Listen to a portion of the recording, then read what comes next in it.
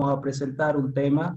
Quisimos armar este tema porque la realidad es que es un tema, aunque uno piensa que no es muy frecuente, sí es frecuente. Últimamente hay muchas lesiones de alta energía en las cuales nosotros nos topamos con lesiones multiligamentarias. Entonces decidimos ponerles más el título ¿Cómo afronto estas lesiones multiligamentarias? Quiero presentar al doctor David Figueroa. Él es de Chile, él es el past president de la SLART. Muchas gracias, doctor, por estar con nosotros, y va a estar también con nosotros el doctor Horacio Rivarola, que es el actual presidente de la AAA en la Argentina, la Asociación Argentina de Artroscopía. Es un honor para nosotros tenernos a ustedes dos. Él va a presentar un caso clínico. Bueno, el honor es mío de haber sido invitado y convocado, y encima estar con un grande, no solamente de Chile, sino a nivel mundial, como es David, alguien que apreciamos mucho, queremos mucho y respetamos mucho. Y el objetivo también nuestro, como Asociación Argentina de Artroscopía, es sentirnos cada vez más cerca de la ABAMED. Sabemos que tenemos mucha amistad, nos une muchos colegas que han estado aquí en la Argentina, o colegas que nos empezamos a ver en muchos congresos. Que esto sirva de lazo para que sepan que, estando tan cerca como realmente estamos geográficamente, que cada vez podamos compartir más estas actividades. El objetivo con ustedes es compartir un caso problema de actividad deportiva cotidiana, no tanto de lo de alta energía, de trauma de alta energía que vemos mucho. Nosotros trabajamos una población bastante deportista, así que le vamos a presentar un caso de 26 años que juega al fútbol y que por un mecanismo indirecto, trabando, generó un varo y rotación con dolor e inestabilidad. El paciente juega de enganche en fútbol, viene a la consulta y refiere el dolor y la inestabilidad, el dolor en el complejo, digamos, externo de la rodilla, en la parte posterior, y el examen físico de ahí, a las 48 horas que se había revisado la lesión, fíjense cómo tiene esta inestabilidad en varo. Hacemos un mecanismo comparativo, esto es importante siempre. Fíjense cómo por ahí defiende un poquitito en el Lachman, pero tiene también un Lachman positivo. Y como estaba muy dolorido, no le hicimos tantas maniobras. Pedimos la resonancia magnética, sospechando una lesión del complejo póstero-externo del ligamento cruzado anterior, y había alguna duda si había sido comprometido el cruzado posterior, y confirmamos por imágenes lo que clínicamente veíamos. Entonces nos encontramos en un paciente con una lesión mixta, había hecho una distensión mínima del complejo medial con líquido vecino al ligamento colateral medial, que estaba afectado completamente era el ligamento cruzado anterior. El posterior en estos cortes no estaba, por suerte estaba indemne. Y este ya es un examen físico del día de la intervención. Ahora vamos a hablar qué es lo que planearíamos. Fíjense cómo había cambiado ya la inestabilidad antero-posterior. El Lachman ya era 3 cruces. Fíjense cómo el varo en extensión y en 30 grados también es positivo. El complejo póstero-externo con el dual test, fíjense cómo tiene una rotación muy marcada. Y ahí estamos haciendo las maniobras de cajón y el locum test, demostrando que el cajón posterior tiene buen tope. Lo que predomina es el componente rotacional, y con la tendencia a un recurvatum. Cuando vemos que estos casos tienen mucho componente rotacional, fíjense cómo se va hacia el recurvatum. Entonces, las dudas o las preguntas que se nos hacen, que por ahí se pueden compartir con el panel, es, bueno, ¿cuál es el timing? Si lo opero ahora en agudo, a la semana o a los 10 días, si voy a operar las dos en un mismo tiempo, si voy a hacer el ligamento cruzado anterior y el complejo póstero externo, qué injertos elegiría, y si voy a hacer una técnica en el complejo póstero externo, si le veo lugar para hacer alguna reparación o si realmente planifico una reconstrucción. Así que por ahí estaría bueno contar qué es lo que hace cada uno en su medio para que tengan un aspecto de por ahí lo que se hace en Bolivia, lo que se hace en Chile y lo que hay una tendencia a hacer aquí en la Argentina, y después avanzamos por el caso, si les parece bien, Paul. Excelente, Horacio, perfecto. David, ustedes que si tienen ligamento cruzado anterior y complejo póstero externo, ¿habitualmente lo tratan en un mismo tiempo? ¿Les gustan las técnicas de reparación? Para ser francos, y cómo se llama con el panel, ha ido cambiando en el tiempo. Hemos ido virando desde, al principio éramos muy conservadores y hacíamos primero todo lo que es externo, posterolateral o posteromedial, en este caso posterolateral, y después de un tiempo nos atrevíamos a reconstruir el pivote central, ya sea cruzado anterior o cruzado posterior. Hoy día, y viendo un poco lo que dice la literatura, hacemos una cosa un poco distinta. Primero enfrentamos, si es una lesión ligamento cruzado anterior más complejo posterolateral, muchas veces la enfrentamos en un solo tiempo. Obviamente que depende del paciente, depende de la disponibilidad de injerto, depende de varias características propias del momento. Y estamos más por la reconstrucción que por la reparación. A pesar de que les voy a mostrar un caso en el cual hicimos una reparación, pero más reconstrucción que reparación, porque la literatura nos ha ido avalando el hecho de que la reconstrucción tiene menos fallas que la reparación propiamente tal. Ahora, aquí hay que abordar un punto que lo vamos a ver en la presentación, y es que la reparación a veces sí está indicada cuando hay desinserciones de complejos ligamentosos dentro de las primeras 2 o 3 semanas máximo, ¿ya? Pero aún así la literatura va más por la reconstrucción que por la reparación, y nosotros vamos también en esa misma idea. Perfecto. Víctor Hugo o Paul, ustedes tienen posibilidad de elegir el injerto, que sea autólogo, que sea aloinjerto. ¿Cuál es la recomendación en Bolivia? Sí, tenemos la posibilidad de usar aloinjerto, y definitivamente cuando es agudo intentamos, como dice David, hacer una reparación, pero muchas veces terminamos haciendo algo mixto porque sabemos que las reparaciones muchas veces no funcionan. Eso nos dice la literatura ahora. Entonces, en algún caso, por ejemplo, hacemos una reconstrucción asociada a alguna reparación. Y tenemos la posibilidad de utilizar aloinjerto o autoinjerto, dependiendo de las características del paciente, la edad y todo aquello, de tal forma que lo hacemos además en un solo tiempo. Buenísimo. Víctor Hugo, ¿algún comentario o algo? ¿Te parece que avancemos con el caso? Está silenciado. Me parece que avanzamos. Bueno, la idea entonces es contarle que nosotros para el injerto del ligamento cruzado anterior en pacientes jóvenes, activos y deportistas usamos el hueso tendón hueso, pero no con la técnica clásica, sino con la técnica de doble incisión que muchos han visto que nos gusta hacer para evitar la lesión de la rama infrapatelar del nervio safeno.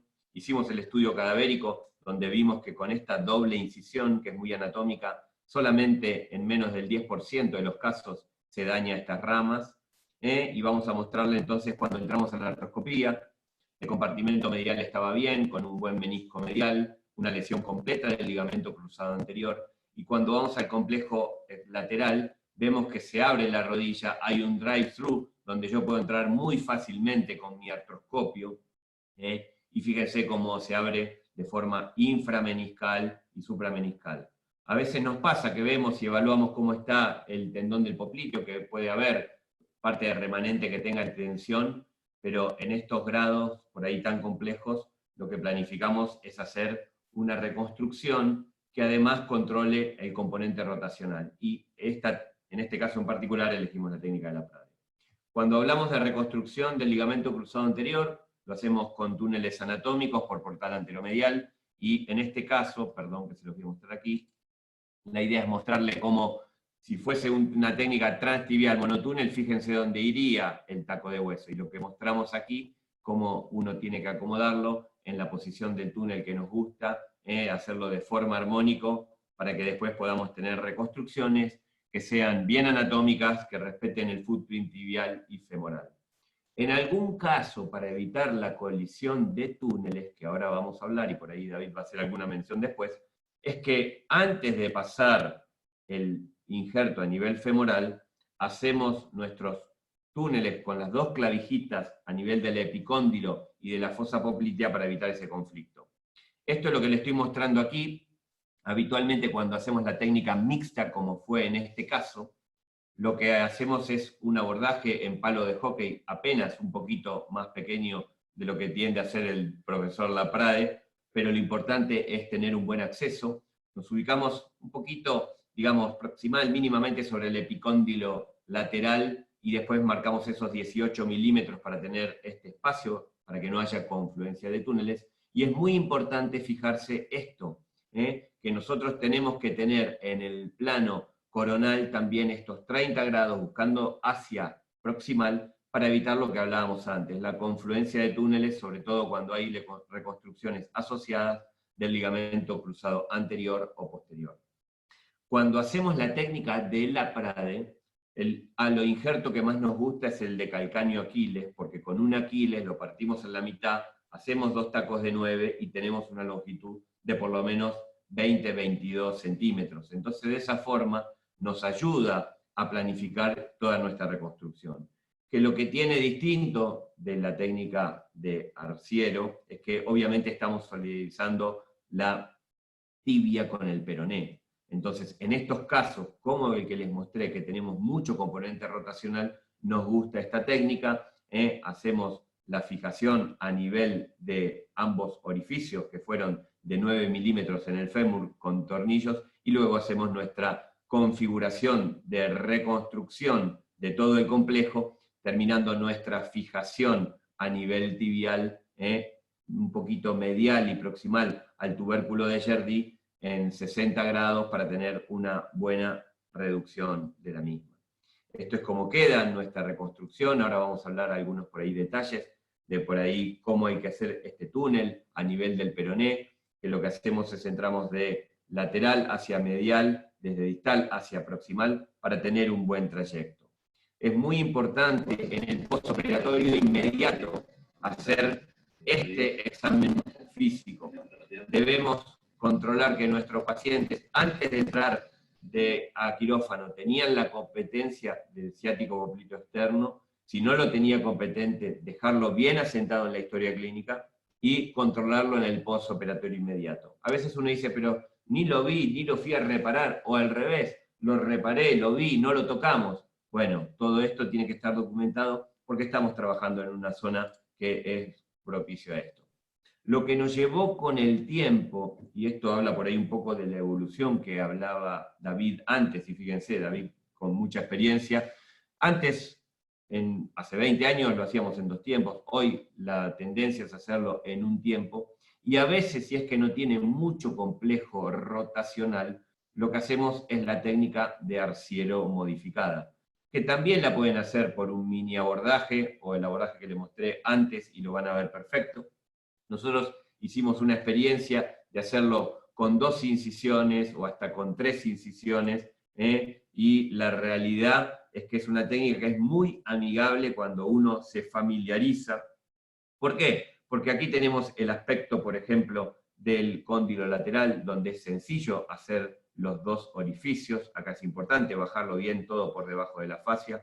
En un principio empezamos haciendo estas 3 incisiones para hacer el túnel de antero-posterior. Fíjense que no trabajamos sobre el tubérculo de Jerdí. Esta técnica no es para la de Laprade. Para la de Laprade le recomendaría la incisión previa. Y hoy lo que estamos haciendo es, cuando hacemos la Arciero modificada, trabajando con los amigos de Chile, en este caso con Gonza Ferrer, estamos compartiendo nuestras series y demostrando que para casos, sobre todo de lesiones multiligamentarias, donde nos tocan hacer reconstrucción del ligamento cruzado anterior y posterior, del complejo medial y posteromedial, y lateral y posterolateral, esta creemos que es una buena técnica. Pensando en esto uno dice, uy, pero no estarán jugando ahí medio al límite, y es una técnica que necesita un entrenamiento, que en este caso uno no va a buscar al nervio ciático popliteo externo, y que requiere de ser muy respetuoso del paso a paso. Si uno dijera también, ¿hay alguna otra técnica hasta menos invasiva que esta? Sí, sin duda, que es una descripta por los orientales, que es la artroscópica, pero la verdad que esa me parece para un grupo muy selecto y no sería nuestra primera recomendación. Este, por ejemplo, es el examen físico, después postoperatorio, cuando uno controla a los pacientes, cómo recuperan en los 4 a 5 meses. Estos son controles que hacemos previos para la vuelta al deporte, donde por ahí uno con pequeñas incisiones lo que hace es reconstrucciones anatómicas, son reconstrucciones, no reparaciones, y que la verdad que devuelven buena estabilidad a los pacientes. Son mínimamente invasivas, no que lo hacemos por la cosmesis, pero también tiene su razón de ser. Y esto también mostramos ahí cómo se controla también la caída posterior en este caso. Bueno, por último, y como me habían preguntado, este año hemos postergado, en virtud de cómo está afectando la pandemia a todo el mundo y a Latinoamérica, y lo hemos postergado a Argentina 2020, así que a todos nuestros hermanos, a nuestro profesor David Figueroa, a Paul y a Víctor Hugo con todo su equipo, los esperamos en Argentina para compartir la ciencia que tanto nos gusta con ustedes. Muchas gracias, Horacio. Si me permites, Víctor Hugo, mientras David va poniendo su pantalla, un par de preguntas. La primera, ¿buscas el nervio ciático habitualmente cuando haces un Laprade?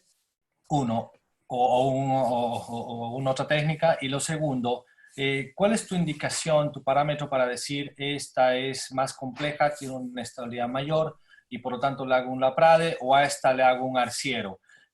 Sabemos que los resultados en ambas son las mismas. ¿Cómo defines esto? Estas dos preguntas quisiera para David también, empezamos contigo, para que nos orienten en esto.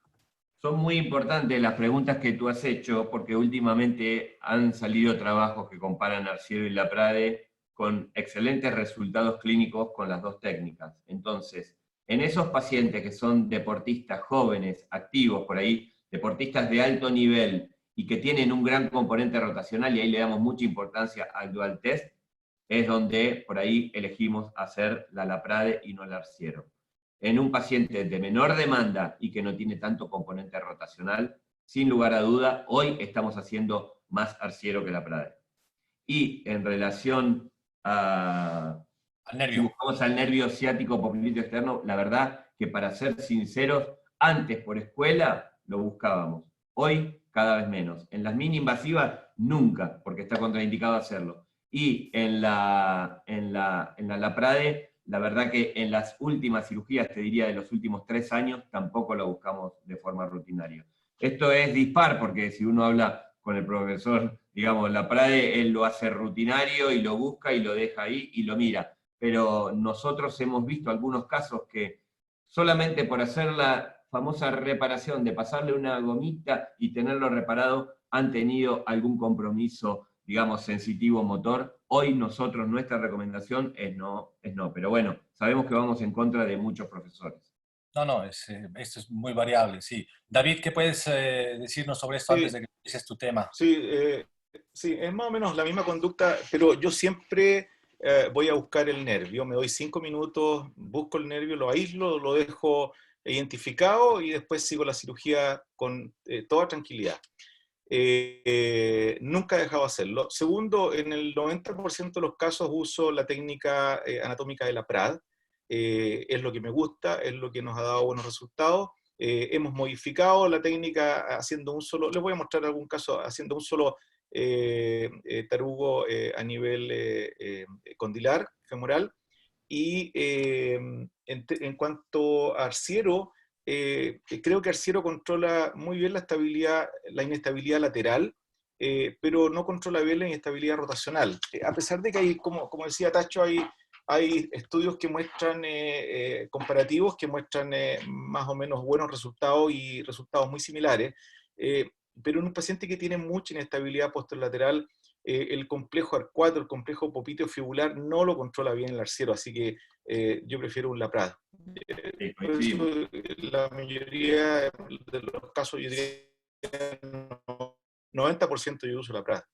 Es importante, creo, recalcar la forma del túnel en el peroné. ¿Qué oblicuidad le das al momento de hacer el túnel en el peroné cuando haces una reconstrucción de esquina posterolateral, Horacio?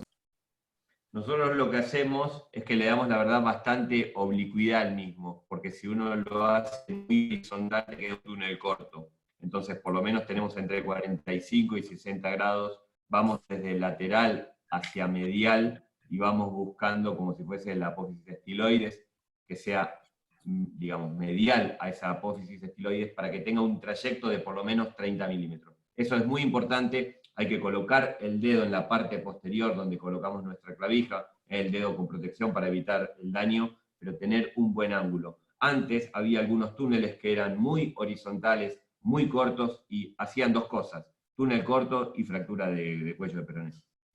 Bueno, es un hombre de 20 años sano, caía con un golpe directo contra una roca en nieve, no suelta la fijación, hace rotación externa y llega con una luxación posterior de rodilla derecha, lo trasladan en helicóptero al servicio de urgencia, llega con esas heridas al servicio de urgencia. Obviamente que lo primero que hicimos fue una reducción, hay exposición ósea del tendón rotuliano, y esa fractura avulsiva del mecanismo extensor ya está reducido.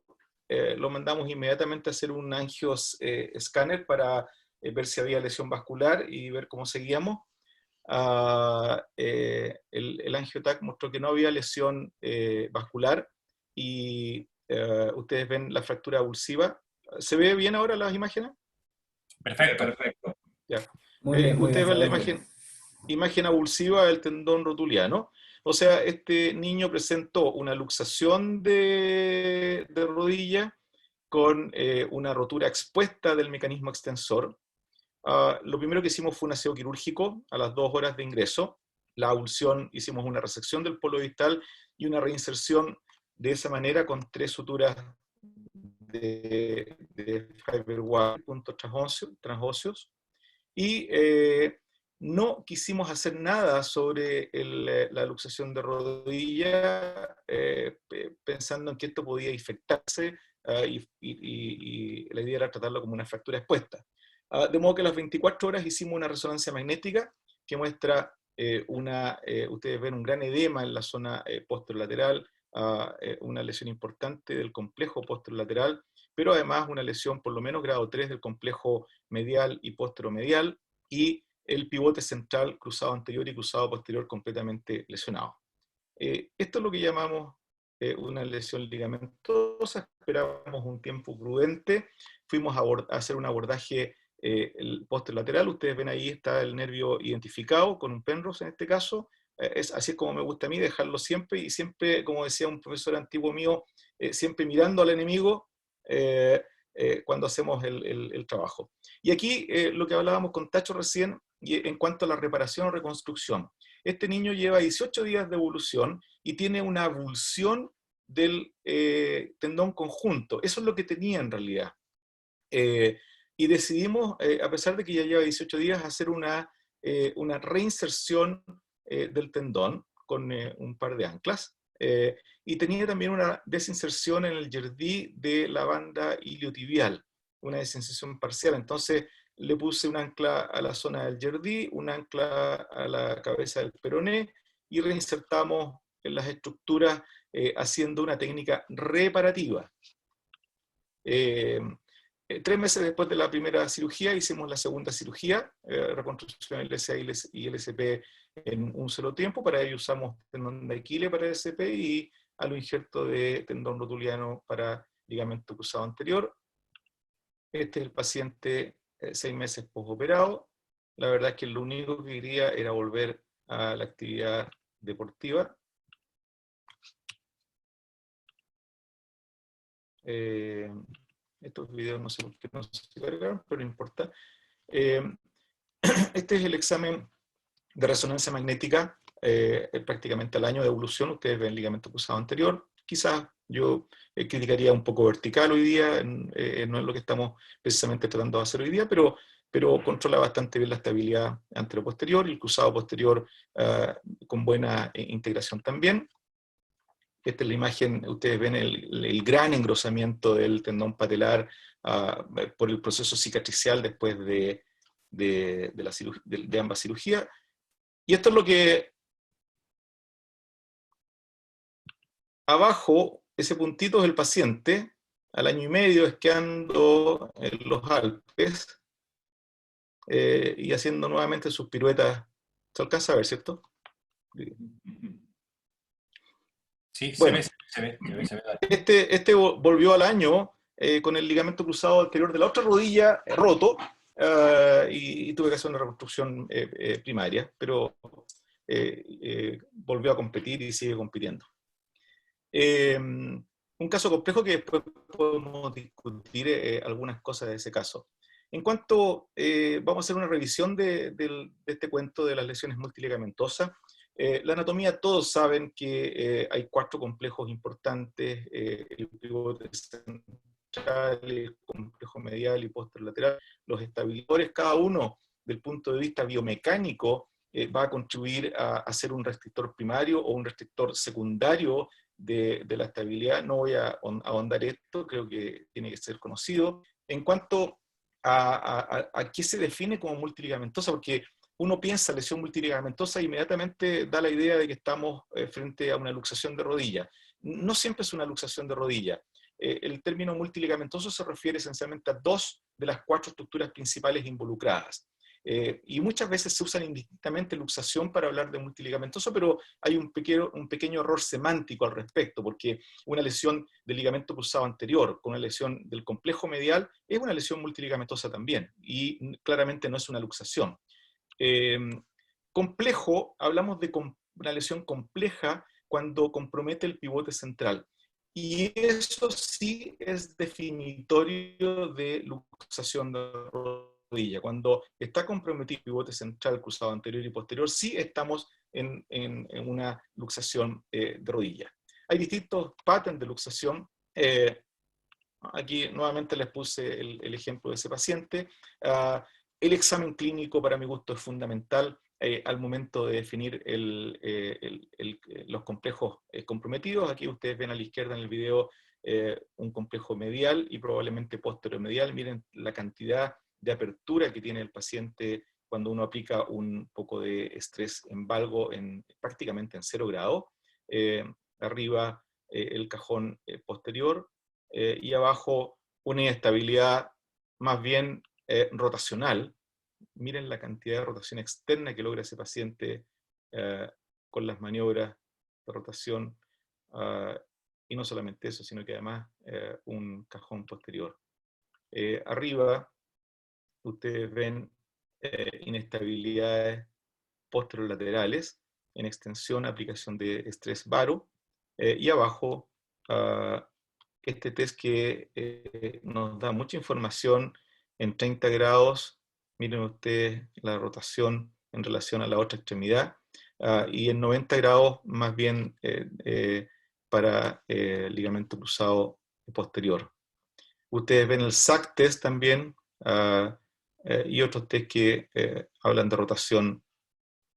Obviamente aquí bajo anestesia el paciente se deja examinar. Muchas veces tenemos ese problema en la consulta médica, que el paciente no se deja examinar bien, o está con edema, está con inflamación, o está con derrame, y nos quedamos con dudas. Este es un paciente re interesante porque es un paciente que tuvo una lesión del ligamento cruzado anterior, fue operado del ligamento cruzado anterior, pero continúa con inestabilidad. ¿Y qué es lo que pasó? Nadie se fijó que tenía el complejo medial y posteromedial roto, y en este paciente lo que hicimos fue solamente una reconstrucción del complejo medial, y tuvimos que hacer también una revisión del ligamento cruzado anterior. Las estructuras neurovasculares están en riesgo y también hay que examinarlas. El vascular llega a un 32% promedio, pero en algunas casuísticas se habla de 64%, y el nervio también oscila alrededor del 30%, el promedio es 22%, pero llega hasta más de un 35%, de modo que, ojo con estas lesiones, lesiones multiligamentosas, siempre tienen que traernos al recuerdo la presencia de una lesión neurovascular. La clasificación de la luxación está basada esencialmente en la fuerza y hacia dónde va la tibia, y las luxaciones anteriores son más frecuentes que las posteriores. Y aquí traje a mi amigo Bob Scan, que es conocido por todos, quien desarrolló esta clasificación hace muchos años atrás, hace prácticamente 20 años atrás, y que sigue activa hasta hoy día. Se agregó el KD5, que habla de luxación más fracturas, y se agregan las letras C y N cuando hay daño vascular o daño neural asociado. Pero es la clasificación que usamos hoy día, y ¿cómo se llama? Que sigue, como les decía, activa en nuestro medio. Evaluación siempre como un paciente politraumatizado, porque hay otras cosas que vienen acompañando a estos pacientes. El estudio de imágenes, a mi modo de ver, los pacientes con lesiones ligamentosas múltiples, como les decía, están en riesgo de lesiones neurovasculares y muchas veces hay que hacer estudios de angiotac antes de partir con un tratamiento quirúrgico. Hay una forma fácil de evaluar el sistema arterial y es el índice tobillo-brazo. Las radiografías de estrés también sirven. Este es un trabajo que publicamos recientemente en la revista Gisacos. La idea era hacer o tratar de hacer un algoritmo nuevo de manejo de las lesiones ligamentosas del complejo medial, porque es una zona controvertida, es una zona oscura, nadie se ha metido mucho en esto. Ustedes ven en radiografías de estrés del complejo medial, en general, si hay una separación de 3.2 milímetros, habla de una rotura del complejo superficial, pero diferencias de 9.8 milímetros en promedio o más que eso, hablan ya de estructuras mediales posteriores y del complejo oblicuo posterior. Las radiografías de telos o radiografías de estrés con la rodilla doblada, hablan de laxitud posterior y pueden ser un buen elemento diagnóstico, especialmente en lesiones crónicas del complejo posterior. Aquí se describe, este es un trabajo de Gilbert Moche, de Noruega, que muestra cómo se hace el tratamiento tal. Está la referencia, después se las puedo dar. El uso de ecodoppler hoy día reemplazado por el angiotac en general, y obviamente la resonancia magnética que nos ayuda en el diagnóstico de estas lesiones. La reducción, cuando estamos frente a una lesión ligamentosa múltiple con pivote central, la reducción es lo primero que uno debe hacer en el paciente, y obviamente descartar después la lesión vascular y neurológica. Obviamente que el enfrentamiento de estas lesiones es compleja y desafiante. Un buen examen físico, resonancia magnética, como les decía, radiografías de estrés, angiografía, índice tobillo-brazo, etc. Tener en cuenta lesiones concomitantes que siempre están presentes en estos casos. En general son de tratamiento quirúrgicas todas. Vamos a ver si alcanzamos un poco el protocolo de rehabilitación. Y en general se pueden lograr buenos resultados en estos pacientes. La única indicación quirúrgica de urgencia es una irreductibilidad en un paciente que ha tenido una luxación de rodilla. Y en cuanto al tratamiento definitivo, aunque ustedes no lo crean, en un tiempo se habló de tratar con yeso y con inmovilizaciones estas lesiones. Y inicialmente se hablaba de buenos resultados, no obstante, las rodillas tratadas conservadoramente al principio eran más rígidas, y en el mediano y largo plazo eran más inestables, volvían a ser inestables. Por eso que hoy día prácticamente se ha dejado de utilizar el tratamiento conservador. Y hay varios estudios que comparan el tratamiento conservador con el tratamiento quirúrgico y avalan el tratamiento quirúrgico, y no los voy a aburrir con eso porque hay muchos estudios que avalan el tratamiento quirúrgico. Retorno al trabajo, retorno a deporte, rango de movilidad, pérdida de flexión, son mejores en el tratamiento quirúrgico. Lo que hablábamos inicialmente, reparación versus reconstrucción. Hoy día todos los estudios de metaanálisis favorecen la reparación versus la reconstrucción versus la reparación en retorno al trabajo, en retorno deportivo, en outcomes funcionales. Entonces, hay muchos estudios que reportan la idea, primero, del manejo quirúrgico de la lesión multiligamentosa, y segundo, del tratamiento reconstructivo por sobre el reparativo. Un par de conceptos quirúrgicos antes de ir un poco más al detalle. Primero, evitar la confluencia de los túneles. La convergencia aumenta el riesgo de falla de la reconstrucción, pone en daño potencial a los injertos y a los dispositivos de fijación, y al no tener una reserva adecuada de tejido óseo entre los injertos, de modo que este es un tema que nos debe preocupar. El doctor Moache, que estuvo con nosotros haciendo un traveling fellowship por Sudamérica, a lo mejor varios de ustedes lo conocieron, él publicó con el grupo de la Prada y de Chala un trabajo re interesante que habla sobre el enfrentamiento de las lesiones multiligamentosas. El otro que ha trabajado también harto en esto es el grupo de Gelbert de España. Y ustedes ven, hay una tasa de convergencia del túnel de alrededor del 70% cuando uno hace el ligamento oblicuo posterior y el túnel del ligamento cruzado posterior en la tibia. Los túneles deben apuntar en general 15 milímetros medial al tubérculo Ayerdi para reducir el riesgo de confluencia en estos casos. Y para el detalle de cada túnel lo pueden leer el artículo directo de Motche. Este es un estudio también, ¿cómo se llama?, en reconstrucción de ligamento cruzado posterior, en que ven que la confluencia de los es alta. Si angulamos de 35 a 40 grados en el plano axial y 0 grados en el paro coronal, vamos a tener más seguridad y vamos a evitar la convergencia. Y al apuntar el túnel hacia el ligamento colateral medial superficial en 40 grados, en planos axial y coronal, y el polo en 20 grados, vamos a evitar la convergencia con el cruzado posterior. Ellos hablan de doble as porque hacen doble as. Yo, la verdad, el cruzado posterior lo reemplazo con un solo as, privilegiando el as anterolateral. Gelbert en general habla más genéricamente de angulaciones de 30 grados en el plano axial y coronal que reducen el riesgo de convergencia en estos casos.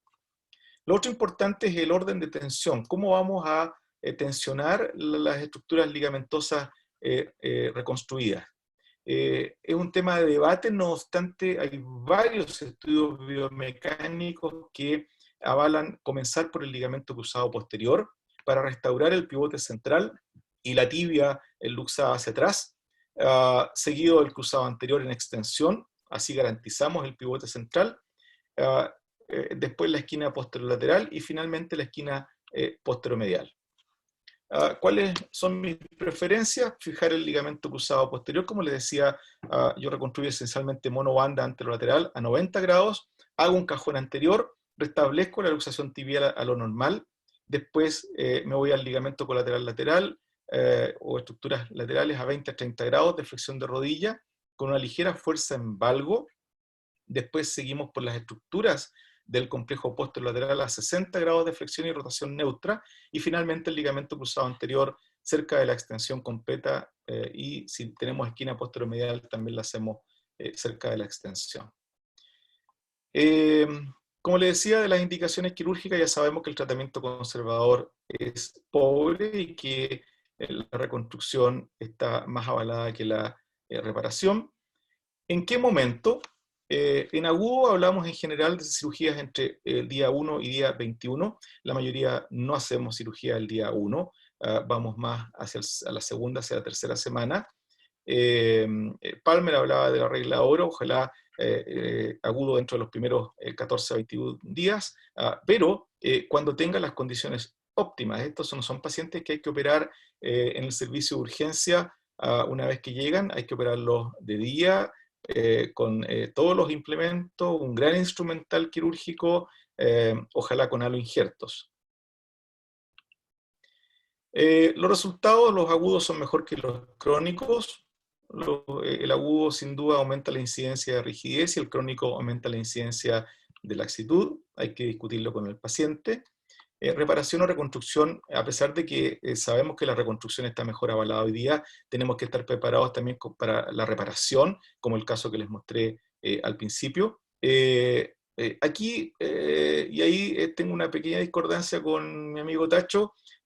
Yo soy más quirúrgico, no sé si me gusta más la sangre, pero me gustan cirugías abiertas en que puedas ver, tocar y evaluar todo rápidamente. Me gusta ver el nervio siempre y eso implica una disección de 5 minutos más. No me gustan las técnicas mínimamente invasivas para estos casos.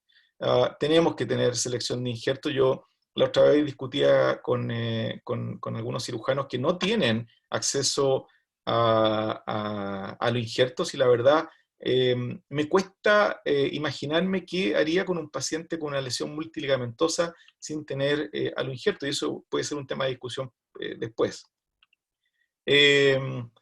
Algunas consideraciones del complejo medial más ligamento cruzado anterior, como les decía, es una lesión multiligamentosa también. Cuando yo personalmente hago una cirugía al mismo tiempo de complejo medial con ligamento cruzado anterior, porque aquí hay toda una controversia. Muchos dicen, deje el complejo medial tranquilo, que en algún momento se va a estabilizar.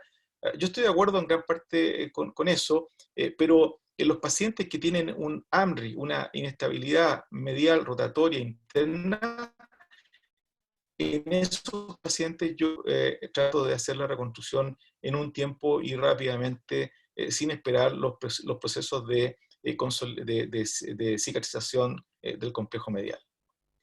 Estas son recomendaciones generales. Las lesiones abiertas requieren cirugía primaria de las estructuras comprometidas, eso no hay nada que hacer. Y en cuanto a la técnica quirúrgica, yo personalmente tengo que hablar de lo que me gusta a mí. Como lo dije antes, me gusta la técnica anatómica, soy un poco fan de lo que hace la PRAD, a pesar de que nosotros hemos cambiado. Aquí usamos un punto intermedio y usamos un solo túnel a nivel femoral, cosa que me ayuda también con la confluencia de túneles. El resto lo reconstruimos igual con 2 haces, tratando de reconstruir el complejo lateral y el complejo popliteo fibular.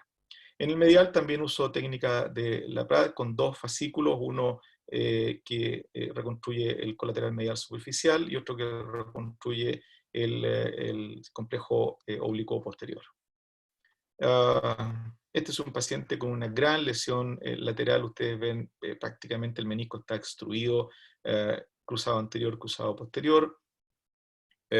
Un abordaje importante, ustedes ven la destrucción completa, ahí está el nervio. En este paciente usamos un tendón de Aquiles, hacemos un split del tendón de Aquiles, y uno de esos va a reconstruir la zona popliteofibular y el otro va a la reconstrucción del colateral lateral. Y en un segundo tiempo hacemos la cirugía artroscópica de reconstrucción de cruzado anterior y cruzado posterior. Algunas claves para la selección de pacientes. Hablamos de multiligamentoso, ya dije, cuando hay más de un ligamento involucrado, mayor, cruzado anterior, posterior, complejo medial, posterolateral.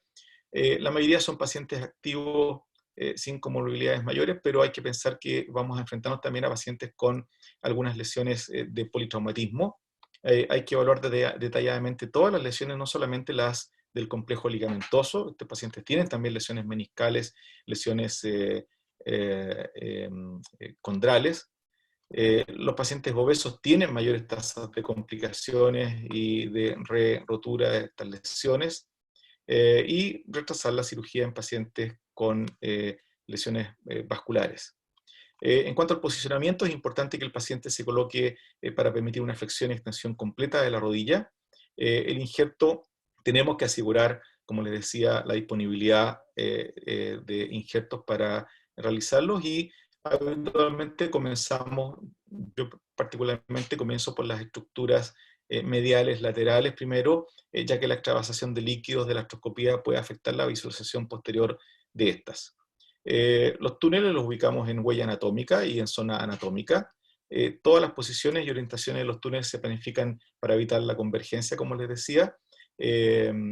Algunos datos de túnel popliteo, donde tiene que estar, etcétera, pero no vamos a ir al detalle de la técnica quirúrgica. Los bordes de los túneles es importante que sean lisos para evitar que dañe el injerto en su pasada.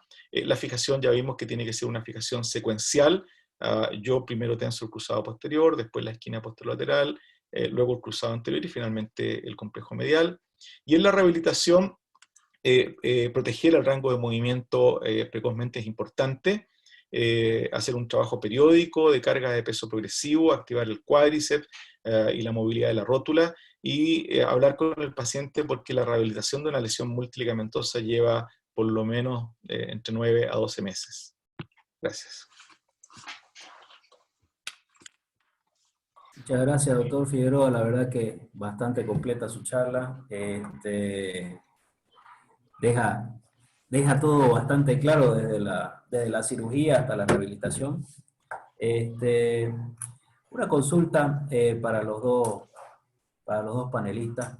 Teniendo en cuenta que nosotros siempre tenemos que reproducir el footprint, ya sea en la reconstrucción del ligamento cruzado anterior y en la reconstrucción del ligamento cruzado posterior, me viene la pregunta a la cabeza por lo que usted explicaba, que solamente hace la técnica de la Prada de la reconstrucción posterolateral con un solo túnel. Reproduciendo el footprint del cruzado anterior y del posterior, nosotros tenemos bastante estabilidad rotacional también. Yo particularmente por una cuestión de, no hago mucho este tipo de lesiones porque la realidad es que a mí no me llegan mucho, pero cuando he tenido la suerte de verla y hacer un par, he hecho solamente con un túnel la técnica de la Prada y no me quedó muy inestable rotacionalmente. Pienso yo que por la reproducción del footprint específico de los cruzados. ¿Qué opinas acerca de eso? Cuando dices que haces la técnica de la Pratt con un solo túnel, ¿te refieres al túnel condilar, al túnel femoral? Sí, al túnel condilar, sí. Sí, yo hago lo mismo, yo hago exactamente lo mismo, pero no dejo de abajo de hacer el split y hacer una cosa diferenciada para el complejo lateral y el complejo posterolateral, o sea, popliteo fibular y popliteo.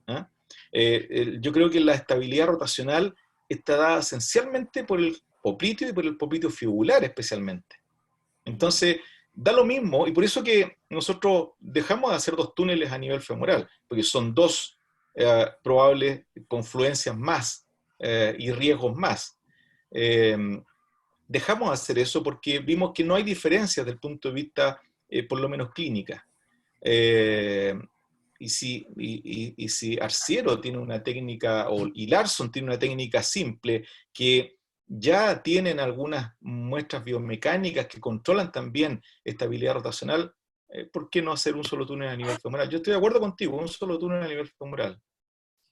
Y yo coincido con lo que dice David, me parece que es un concepto que ha venido como para instaurarse un poquito más, el de un túnel femoral y evitar la coalición, que ya ven que está presente hasta en un 70%. Quiero resaltar que David tiene muchísima experiencia y él lo muestra con una resolución de muchos años de experiencia, pero estos son casos muy graves y los pacientes deben saber de eso, que necesitan de una perfecta planificación y necesitan también de una buena rehabilitación. Lo que sí, que nos gustaría hacer un comentario, es que a veces uno dice, uy, me parece que tiene un poco de complejo postero-externo, pero yo hoy le hago una Lemer y le hago un anterolateral. No, son cosas distintas, no comparemos peras con manzanas. Una cosa es el componente de pivot rotacional y otra es la lesión de complejo posterolateral. Cada uno, como bien decimos, como un menú a la carta. David nos mostró, la verdad que en una clase magistral, de cómo es esa hoja de ruta. Y fíjense que no habló del anterolateral ligament y no habló de la Lemer modificada. Dejemos esas cirugías para la indicación que tienen. Sí, creo que es importante que lo aclares porque mucha gente puede, por lo menos que no tenga experiencia, confundir un anterolateral con una esquina posterolateral que son absolutamente diferentes. De hecho, en una inestabilidad multiligamentosa no cabe el tema de hacer un anterolateral en términos iniciales, ¿verdad? David, tú te modificas, haces un túnel femoral en el cóndilo, pero igual utilizas un tornillo y esto es importante porque muchas veces... Paul. Hola, David. ¿Qué es lo que hacemos? Sí, no, te preguntaba algo. Tú haces un túnel femoral, está perfecto, pero en el peroné colocas siempre un tornillo también al injerto, ¿verdad? Eso es importante tal vez recalcarlo porque mucha gente... por eso, Paul, perdona que te interrumpa, quería mostrarles un caso, porque ahí va a estar bien ejemplificado todo lo que hacemos. Perfecto, adelante, no te entendí, adelante. Ya, vamos rápido, para no hacer más tiempo. Este es un paciente de 23 años que se cae en motocicleta, en moto, un tiempo atrás, tuvo una fractura expuesta del tercio medio de la pierna y una lesión multiligamentaria de rodilla, rotura del cruzado posterior y esquina posterolateral. Se hizo la primera etapa del aseo, la fijación ósea, y se dejó como segunda etapa la lesión multiligamentosa. Obviamente que no tiene resonancia porque tiene gran cantidad de tornillos y pernos y cosas que le ponen la gente de trauma en las tibias. Y ahí se ve el ligamento cruzado anterior que está presente. No obstante, el posterior tiene una lesión ahí importante. No es fácil interpretar estos arthro-tac de rodilla.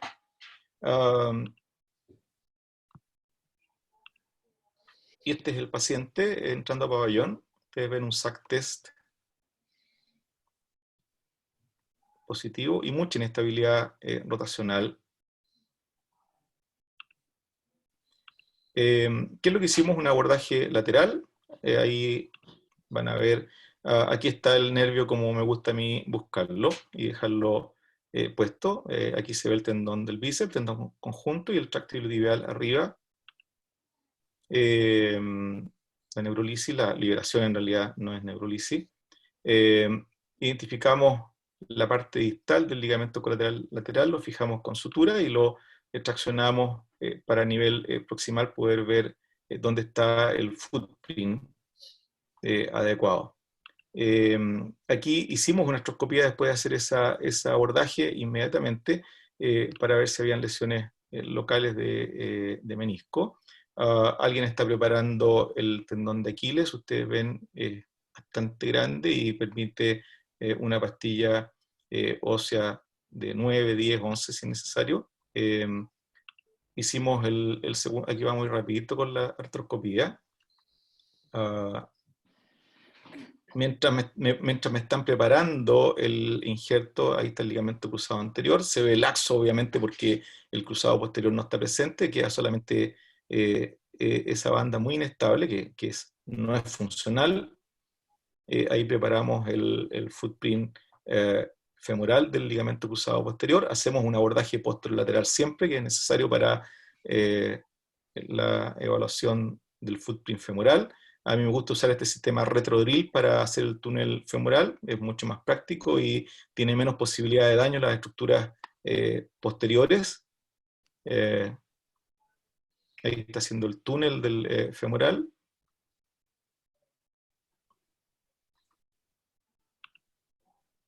Hacemos el paso de la sutura de fémur y el túnel. Aquí estamos haciendo el túnel, femoral.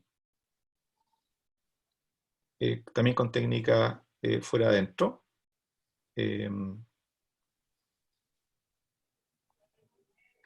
Aquí no uso retrodrill, sino que uso una técnica directa fuera adentro. No tiene sentido usar retrodrill. Se puede también, pero no tiene ningún sentido. Y vamos a reconstruir esencialmente la banda anterolateral del cruzado posterior. Dejo pasar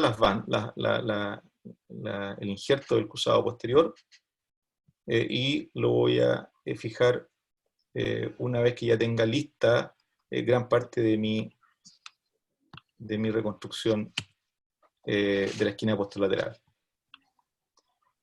Hacemos la tunelización y la fijación de la esquina posterolateral. Aquí hago el túnel a nivel femoral primero, a nivel condilar. Uso un solo túnel, como les decía.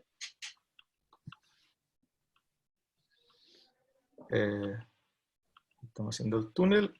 Ahí está preparado la pastilla, se preparó con 10 milímetros. Ahí está pasando la pastilla. Me imagino que es lo mismo que están haciendo ustedes hoy día. Y la fijo con un tornillo interferencial. Y me quedan ese doble split.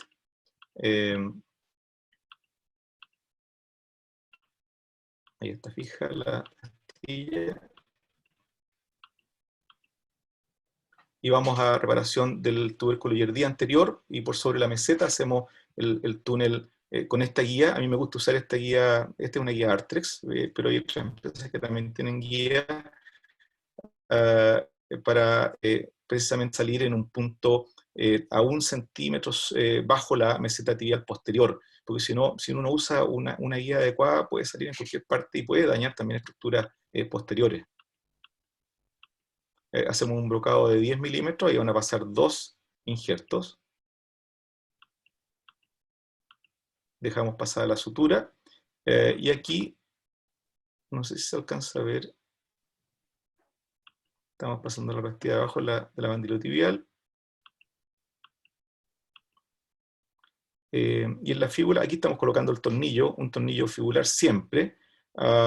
Ese tornillo fibular es re importante porque le da tensión al colateral, al supuesto colateral lateral, y además permite que actúe un injerto local ahí como el popliteo fibular, que es un estabilizador en rotación, así que es re importante que tenga una fijación ahí con un tornillo.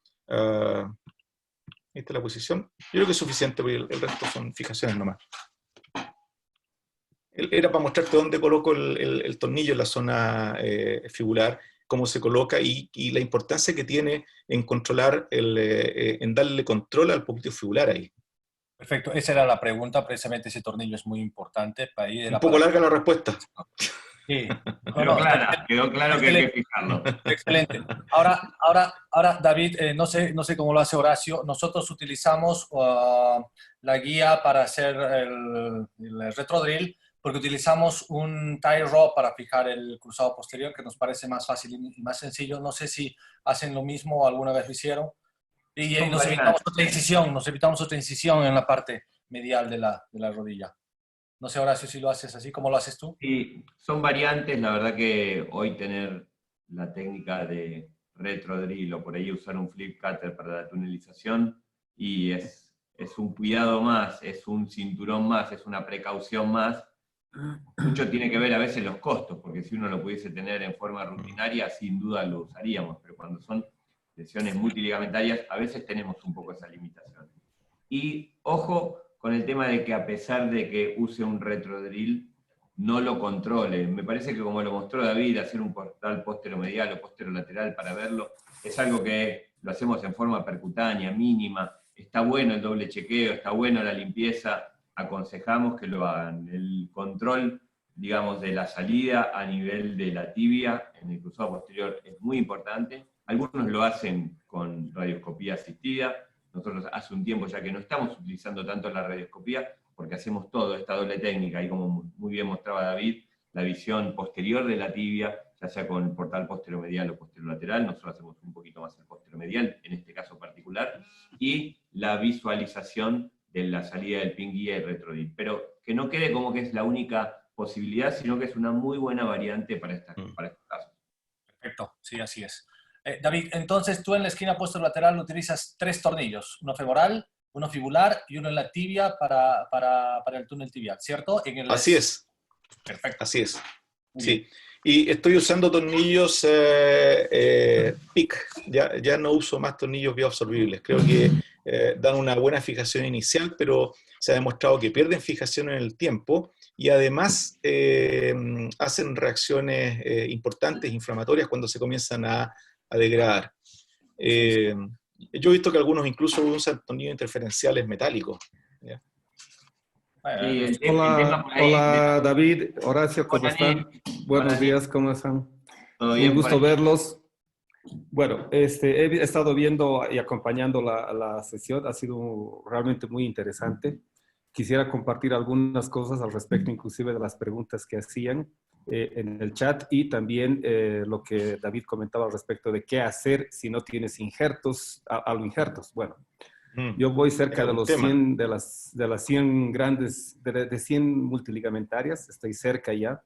Y bueno, aunque hace 4 años más o menos nosotros ya tenemos injertos, el 90% de mis reconstrucciones son con autoinjertos, porque lamentablemente el costo para nuestro medio es muy alto. Y imagínate, un paciente con necesitas 3 injertos, pues ahí ya se te hace muy caro, más los implantes y todo, ¿no? Entonces, bueno, lo primero que quería decirles es,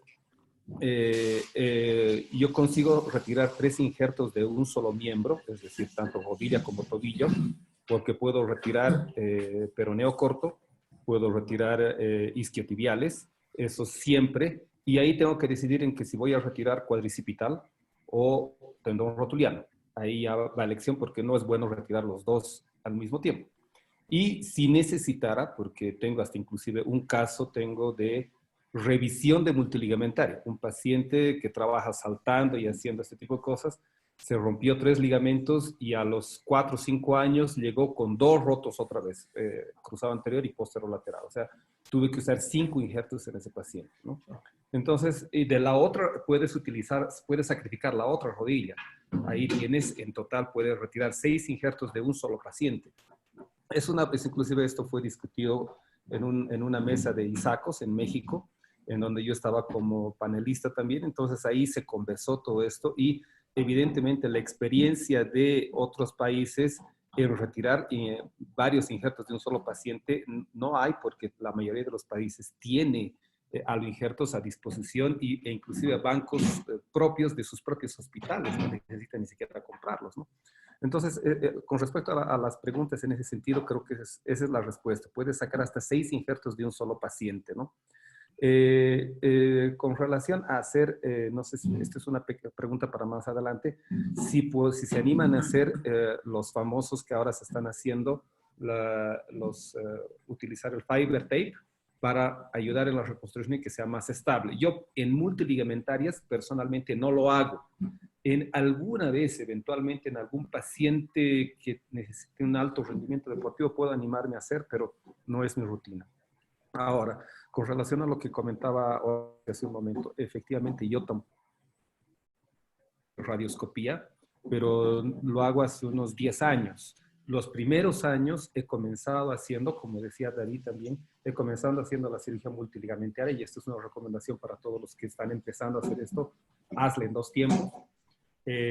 Utiliza radioscopía siempre y ten todo preparado, todos tus implantes para cualquier proceso. En el tiempo, cuando ya vayas haciendo tu propia curva de aprendizaje, vas a poder hacerlos sin radioscopía. Yo no lo uso, como digo, hace 10 años. Vas a poder hacerlos en un solo tiempo, porque el torniquete también es complicado. Y lo que decían al respecto de hacer primero las esquinas para que no haya mucha extravasación del líquido. Y yo personalmente hago primero todo intraarticular, porque más o menos me tardé 2 horas, 1 hora y media, y luego suelto el torniquete y las esquinas, que a veces tienes 1 o 2 esquinas, lo consigo hacerlo sin torniquete. Entonces hago la cirugía actualmente en un solo tiempo. Pero esto es una recomendación, ¿no?, que yo creo que todos van a compartir cuando ya tengas la experiencia suficiente para hacer todo y tengas el equipo, no solamente el cirujano, ¿no? Tienes que tener entrenado al ayudante, a la instrumentadora y a todos los que van a estar en el campo quirúrgico, porque si uno se retrasa en preparar 1, 2 o 3 injertos, te retrasa la cirugía y entonces es complicado. Entonces, yo creo como todos, retiramos los injertos, pasamos al ayudante y de ahí ya vas haciendo, ¿no? Entonces, ahí queda un poco los comentarios, pero la pregunta respecto a si se animarían a colocarle una aumentación con un fiber tape o alguna de estas cosas. Gracias. Sí, muy buenos tus comentarios en relación, primero que nada, a la radioscopía. No queden con el concepto que la radioscopía es mala, sino que es un gesto más de movilización en el quirófano. Christopher Harner sigue haciendo sus reconstrucciones ligamentarias primarias con control radioscópico, así que no desmerecerlo. Lo importante es encontrar la huella, una buena salida. Tenemos distintas formas, es una herramienta más. Y en relación a los fiber tapes o internal brace que hoy estamos teniendo en el arsenal, creo que, como muy bien decía David, para algunos casos está bueno tenerlo como un complemento. No lo pondría como algo rutinario. Nosotros, por ejemplo, para algunas revisiones con algo injerto o en lesiones multiligamentarias, nos gusta la combinación con algún fiber tape. Y en algún caso, algunos colegas, por ejemplo, cuando hacen alguna asociación sobre una esquina medial, solamente hacen el fiber tape. Nuestra recomendación es tenerlo y puedes sumar para refuerzo, porque el efecto fundamental que muchas veces cumple es ese, el de refuerzo, el del efecto de cinturón de seguridad. Pero son variantes. David por ahí nos puede comentar algo ahí en Chile.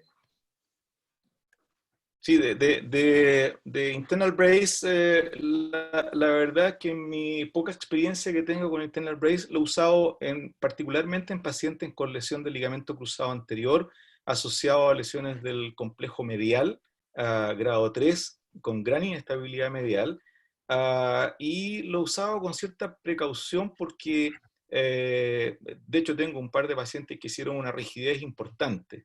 se asocia a mayor cantidad de rigidez y artrofibrosis. Y lo he usado también en reparaciones del ligamento cruzado anterior, pero en lesiones multiligamentosas y en esquina posterolateral, nunca. No, la verdad no se me ocurriría usarlo. Muy bien. Realmente el tema hemos visto un panorama en el sentido de que utilizan muchos cirujanos o algunos de ellos injertos. Hay que considerar la morbilidad de la zona donadora también, ¿no? Ya de hecho es una rodilla bastante lastimada.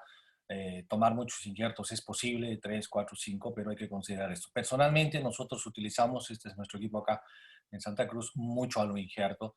Está disponible, es fácilmente disponible y puedes utilizarlo en todas las lesiones.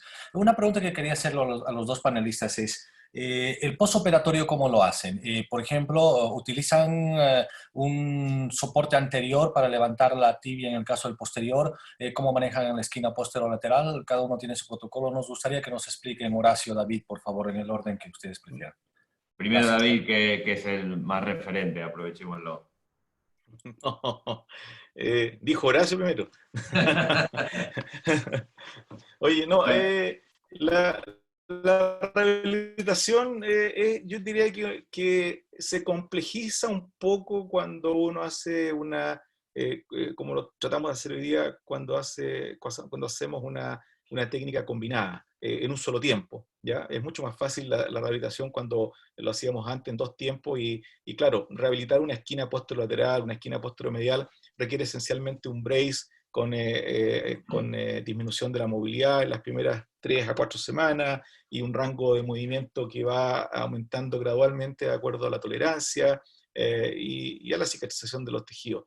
Cuando agregamos el ligamento cruzado anterior y posterior, o uno de los dos, hay que tratar de buscar el equilibrio entre mover y entre tener rígida la rodilla, porque las estructuras posterolaterales cicatrizan en reposo. El ligamento cruzado anterior requiere movimiento. Entonces, tratamos de hacer un protocolo mixto en que yo te diría que se comparte una férula ROM, una férula con rango de movimiento limitado al principio. Yo diría que la mayoría de los pacientes usan la férula ROM durante 3 meses, pero las primeras 6 semanas son términos más rígidos. Comenzamos bloqueando la rodilla la primera semana, la segunda semana dejamos 30 grados hasta la tercera semana, ahí subimos a 60 grados hasta la cuarta semana, y nuestro goal estándar es alcanzar los 90 grados alrededor de la sexta semana,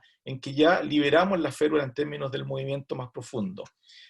No uso estos pads que levantan la tibia por detrás. Hay unas férulas ROM que vienen hechas para hacer una suerte de cajón anterior y permitirle al paciente que el ligamento cruzado anterior mantenga un poco su longitud durante el periodo de cicatrización. Pero recuerden una cosa, no hay ningún ligamento cruzado anterior, no he visto ninguno que una vez reconstruido no deje un poco de juego posterior. Yo por lo menos no tengo, y el que diga que dejó un cruzado posterior perfecto sin ningún movimiento es mentira. ¿Sí? Así que hay que tratar de compartirla, y se comparte también en virtud de nosotros, como se llama, vamos viendo caso a caso. Acá la rehabilitación, para mi gusto, no tiene, cuando son lesiones multiligamentosas, reconstruidas al mismo tiempo, no hay un protocolo único de rehabilitación, sino que uno tiene que ir viendo caso a caso. Sí, compartiendo todos los conceptos que dijo David, utilizamos siempre férula. Es muy importante en un principio la restricción de la carga, sobre todo cuando hacemos reconstrucciones de complejo posterolateral, porque si no tienen la tendencia a vencer la rodilla y a generar ese varo residual. Y después, como dijo David, ser muy, digamos, a la carta en cada paciente. Muy bien. Hace algún tiempo, ya no lo usamos, hace algún tiempo, y aquí todavía la pregunta va dirigida a eso, hay algunos cirujanos que utilizan Larsson, la técnica de Larsson que estuvo escrito hace algunos años. ¿Alguien la usa? ¿Tiene alguna opinión sobre esto? ¿Una experiencia? Nuestra experiencia no fue buena, por lo tanto dejamos de usarla hace mucho tiempo, pero por ahí surge esta pregunta. No, no es la recomendación hoy en día, no. Sí, no, La razón ha quedado un poco en el pasado porque controlaba particularmente solo un poco de la estabilidad del ligamento colateral lateral o colateral fibular, no sé cómo le llamen, y no controla ninguna inestabilidad rotatoria. Entonces, no, yo diría que en el pasado, es parte del pasado, de la historia. Gracias. Muy clara la respuesta. Víctor Hugo, ¿tienes algunas preguntas por ahí? Sí, sí. Hay alguna pregunta de los panelistas. Bueno, esta es una pregunta que me parece que ya hubieron varias respuestas, pero a ver, algún comentario acerca de ustedes. Dice el doctor Joseph Arnold Vergara, dice, en un paciente con luxación de rodilla, con lesión vascular, ruptura de LCA, LCP, canto posterolateral, luxación de menisco lateral, fractura avulsiva de tendón roturiano. Una vez resuelta la emergencia vascular, ¿cómo manejan sus tiempos quirúrgicos en este tipo de pacientes? Me imagino que el doctor pregunta un poquito los timings en cuanto a la decisión quirúrgica y los timings quirúrgicos. Me imagino que es eso, más o menos. Bueno, nosotros hemos tenido algunos pacientes con lesión vascular y tenemos pacientes también con lesión neurológica. Cuando hay lesión vascular que tiene que ser reparada, eso es lo que prima dentro del concepto quirúrgico. Y solo una vez que eso esté en buenas condiciones y tenga el permiso de los cirujanos vasculares, puedo entrar en la parte quirúrgica. La mayoría de esos pacientes los dejamos con fijador externo durante 3-4 semanas incluso, tratando de minimizar el riesgo de la reparación vascular. He visto con mis ojos amputaciones de extremidad por no tomar medidas precautorias en cuanto al movimiento y en el fondo a proteger esa reparación vascular. Así que para mi gusto prima eso. Y una vez que eso ya está resuelto, vamos a resolverlo como lo hacemos habitualmente. En estos pacientes yo no dudo hoy día en hacer una reconstrucción multiligamentosa en un solo tiempo, de una vez. Pero, insisto, cuando hay una lesión vascular, prima la lesión vascular y eso comanda todo el resto. O sea, no me voy a meter nunca bajo ningún aspecto a operar a un paciente que ha tenido una lesión vascular si no estoy seguro que la lesión vascular está abierta y está funcionando bien y con todas las de la ley. Está muy bueno el concepto que nos dice David, porque recordemos que somos médicos, somos traumatólogos y después somos artroscopistas. Entonces, el dogma de salvar la vida, salvar el miembro, salvar la función, debe ser respetado en cada acto quirúrgico. Debe primar el componente vascular y la estabilización, como decía David por ahí, con un fijador externo. Y en este caso en particular que tú cuentas, por ahí cuando pones el fijador, se puede hacer una reparación primaria del tendón roturiano, como mostró David, y después dejar en un segundo plano para lo demás. Pero no correr riesgo con la parte vascular, sin duda. Amara tenía una pregunta, por favor. Buenos días al panel. Bueno, considerando que las lesiones multiligamentarias son de alto trauma de energía, mi pregunta va dirigida para los médicos de urgencia, en el aspecto de que siempre que ves una luxación y te impacta la deformidad, tienes la tendencia a querer reducirla inmediatamente.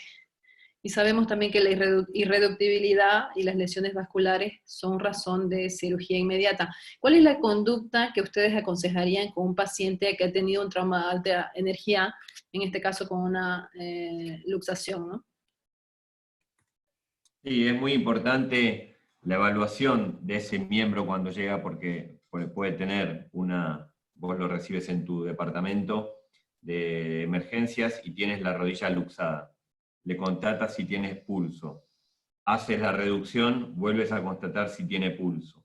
Ahí ya empieza en la batería de estudios que tenemos, que algunos será, que empiezan con el Doppler sencillo hasta la angiotac, pero el consejo es reducir. Lo que pasa es que si reduce y hay un trastorno en el pulso, o reduce y vuelve a luxar, reduce y vuelve a luxar, o sea que es irreductible o incoercible, ahí tenemos que sospechar que puede haber algo interpuesto. En esos casos, a veces hemos hecho resonancia magnética y nos hemos encontrado con el ligamento colateral medial totalmente metido en el compartimento medial, con el menisco subluxado, y ha llevado en algunos casos a tener que hacer reducciones abiertas para estabilizarlo luego con un fijador. Creo que el objetivo que debe primar es el que hemos aprendido, por ejemplo, en el ATLS, y aplicarlo también en nuestro salón de emergencia. Es distinto cuando uno ya está con los guantes así en quirófano esperando qué es lo que va a resolver, y el que está actuando en primera línea. El consejo para los que tienen primera línea es que sea un manejo muy emergentológico con estas bases. Muy bien, gracias, Horacio. Una pregunta para los dos, y creo que es una pregunta que transpolamos directamente del paciente. Una lesión, como decía David hace rato, un ligamento cruzado anterior, muy raras veces te queda 100% fijo, siempre tiene algún grado de laxitud. Y pasa lo mismo con las multiligamentarias. ¿Qué les recomiendan al paciente antes de operarlo? ¿Cómo manejan a este paciente joven que intenta volver después a jugar fútbol como antes lo hacía, cosa que no va a suceder? Sabemos que lo va a restablecer, pero a un nivel competitivo probablemente no.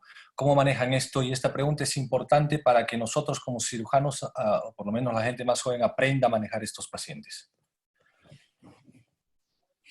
David, Horacio. Es una pregunta súper interesante porque esto lidia con un tema que habitualmente nosotros, voy a decir en forma genérica, los cirujanos tendemos a ser muy exitistas en cuanto a lo que hacemos. ¿Ya? Es parte probablemente de nuestro ego quirúrgico. Entonces, claro, viene un paciente así, súper linda cirugía, lo reconstruí perfecto, quedó todo lindo, y tú ves que ese paciente no vuelve a la actividad deportiva. Es un tema re complicado porque vamos a la cirugía de ligamento cruzado anterior nomás, vamos a una cosa tan simple como un ligamento roto en la rodilla. Porcentajes de retorno deportivo entre 60 a 70%, no más que eso. Si tú le vas sumando, si le vas sumando lesiones ligamentosas, obviamente que vamos a tener porcentajes probablemente menores de retorno deportivo. Yo diría que es todo un tema que hay que conversar claramente con los pacientes antes de operar. Ni que decir aquel paciente, y me ha tocado, yo tengo una paciente ahora que la estoy tratando, deportista, no de élite, pero bastante importante, que tuvo una lesión ligamentosa múltiple con daño del ciático pulpito externo, y tiene un daño que lo reparó el neurocirujano, pero yo te aseguro que ese daño va a persistir por toda la vida. Y ella, en su cabeza, piensa que va a volver a actividad deportiva, y yo lo hemos conversado, y tenemos apoyo psicólogo, apoyo del deportólogo, etc. Y ella piensa que va a volver a la actividad deportiva. Puede que sea un buen incentivo para el paciente, pero yo creo que aquí, primero, hablar con la verdad. Segundo, las tasas de retorno deportivo en lesiones de este tipo van alrededor del 60%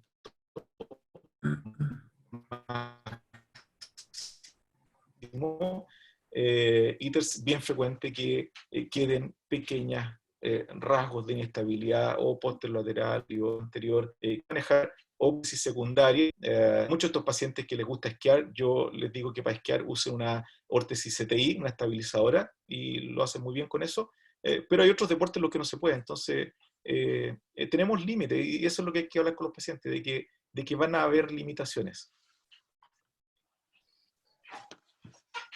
Sí, si me permiten poder participar de la charla, David, Horacio, un gusto saludarlos. Nuevamente a través de la pantalla, ¿cómo les va? Quería comentarles un caso excepcional que tuve, una complicación postquirúrgica en una lesión multiligamentaria, que fue una trombosis venosa profunda. Perdón, una trombosis venosa superficial.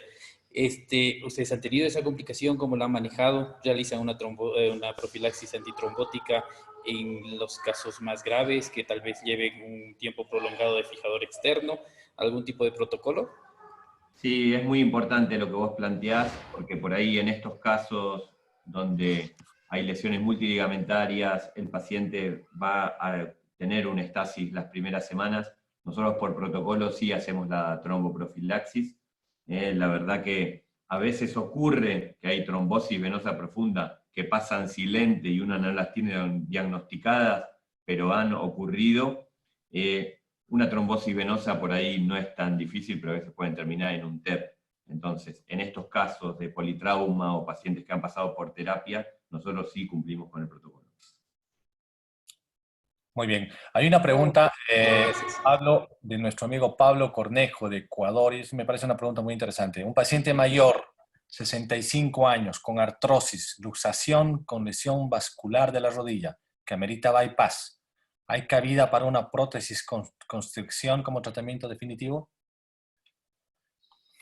Sí, es una buena pregunta porque a veces nos pasa ya un paciente degenerativo que tiene una lesión, digamos, artrósica tricompartimental. Algunos piensan, bueno, si no tengo ligamento cruzado anterior, posterior, medial o lateral, directamente pasar a una bisagra. Pero tengamos mucho cuidado con indicaciones precoces de prótesis en este tipo de lesiones. Yo particularmente iría en un principio con un tratamiento conservador, tratando de que haya la mejor cicatrización de todo lo que es las estructuras de partes blandas, luego de proteger esa lesión vascular, antes que apurarme y poner en riesgo la lesión vascular y poner una prótesis. Totalmente de acuerdo con Tacho. En un paciente degenerativo con ese tipo de lesiones, tratamiento conservador. Y si en el tiempo, hay que acordarse que las artrosis de rodilla tienden a la estabilidad, tienden a la rigidez. Entonces, yo no me apuraría con una prótesis en bisagra en un paciente así. Le daría todo el tiempo necesario para probar si por el fenómeno degenerativo, por la cicatrización, estabiliza parte de sus lesiones. Bien. Tamara, Víctor Hugo. Sí, doctor, considerando de que estos pacientes han tenido un accidente y puede que tengan una compresión de la extremidad por más de 2 o 3 horas hasta llegar a la emergencia, ¿ustedes consideran hacer una fasciotomía de cuarto compartimento o qué opinan acerca de ello?